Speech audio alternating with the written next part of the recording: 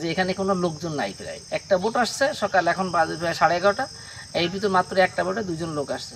কি আসবে যে প্রচণ্ড গরম, আজকে তাপমাত্রা প্রায় 39°C এবং অনুভূত হবে প্রায় 42-43°C।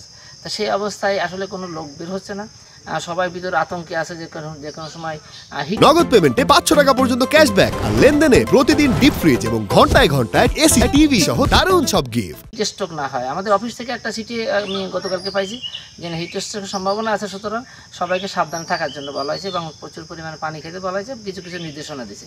এই প্রচণ্ড তাপে এখন আর কোনো লোক আমাদের পর্যটক হিসেবে আসছে না। আশা করি পরিবেশ ভালো হয়ে গেলে, শান্ত পরিবেশ হয়ে গেলে, বৃষ্টি হলে হয়তো লোক কিছু আসবে। তবে মৌসুম তো খারাপ, তার আবহাওয়া যে কোনো সময় দুর্ঘটনা ঘটতে পারে, এইসব কারণে লোকজন কম আসে। তবুও কিছু লোক আশা করি মে মাস পর্যন্ত আসবে। জুন, জুলাই, আগস্ট 3 মাসে বন্ধ থাকবে, তখন আর কেউ আসবে না।